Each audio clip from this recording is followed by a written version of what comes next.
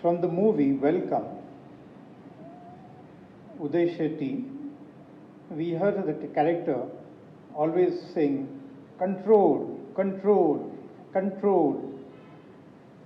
Very interesting to see how sometimes we look at self-control not from the dimension of God, how God wants us to look at it, but from the world perspective.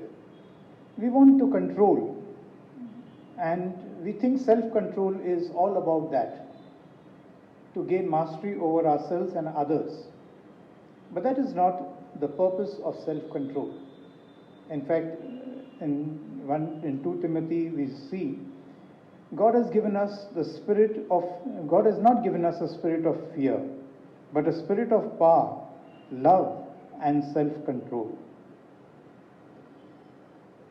When we look at why God gives us these special gifts, these special fruits, it is not for our self-use at all. It is to build up the kingdom of God. And so therefore, when we have been reflecting all these days, we see how important it is to have a vision of the kingdom of God.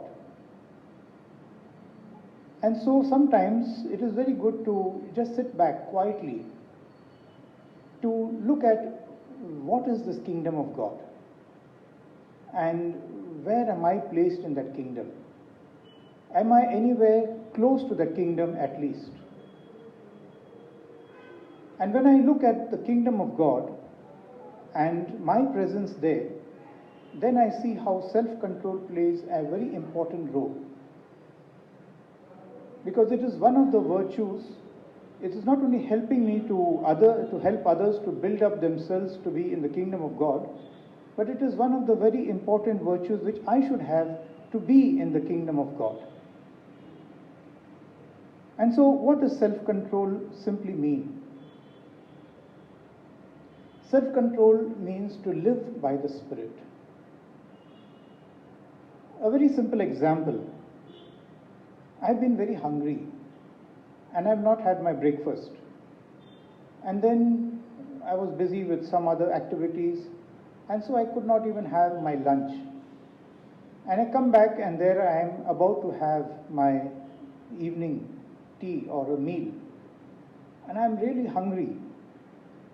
And the doorbell goes. I say, let me attend to the doorbell first. So I open the door and I find a very hungry beggar. What would be my reaction?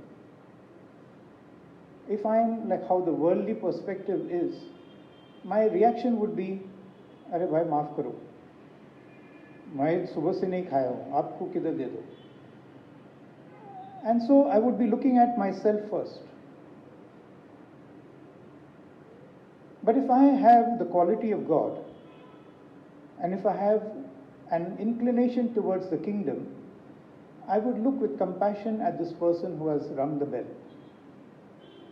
I would look into his eyes and I would notice that he has been hungry the whole day and probably maybe or more than that. And then I can tell myself, even if I don't have the next meal, I may not die.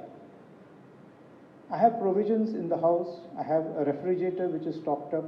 I can open it, I can warm up something and eat, or I can prepare another meal. But what about this gentleman? And so I would not hesitate what I have served here on the table to take and offer it to this poor man who has come asking for help. This is what we call living by the Spirit. We have a tendency here to control our desires, to control our emotions, to control our feelings, and then to focus on what is reality, what is essential, and not on the accidentals. That is self-control. Control is not just saying no to yourself, but saying that my life is more than just being human. I am also contained in the divine. And so therefore you will not then look at yourself only as a human being, but you will now look at yourself as a child of God. And that is where self-control helps you. Self-control depends a lot on self-discipline. If I don't discipline myself, in this book, Imitation for Christ, there is a beautiful short reflection which helps in a great way. It says, when my morning alarm goes, there is a tendency in me to put it on snooze and sleep for a little longer. Or there is a tendency to put it off and sleep once again. But that would be expressing my freedom to say, yes, I can sleep as much as I want. I don't have to be a slave to the alarm. And so I would continue sleeping. But if I have self-discipline, sometimes even before the alarm or as soon as the alarm goes, I will put it off and I will get up.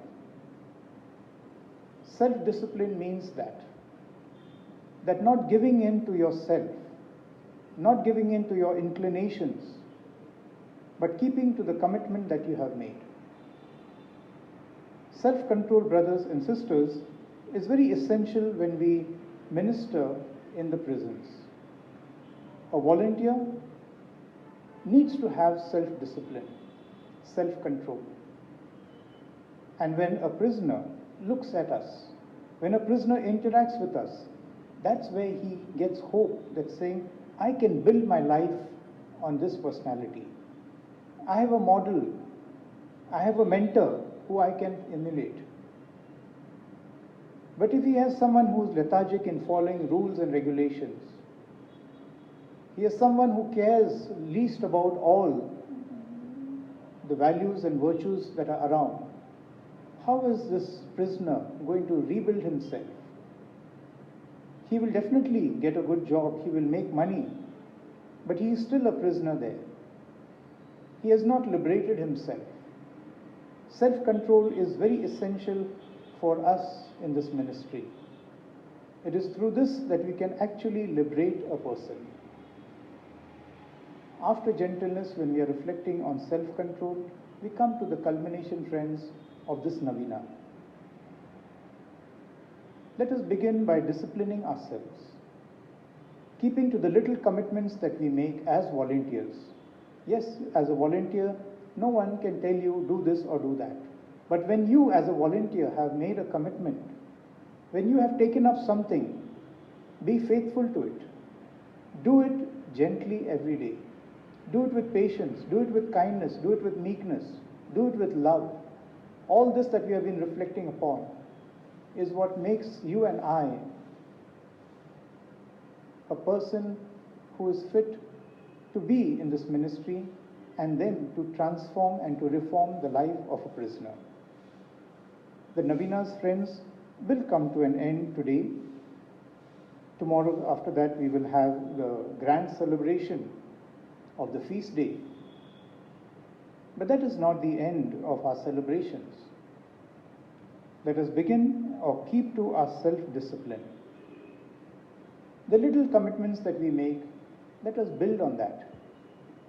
And let this be an inspiration, let it be a model, let it be a guide for the prisoners who we interact with, so that they also can build their lives slowly on the discipline, the self-sacrifice, the self-control that they see in our lives.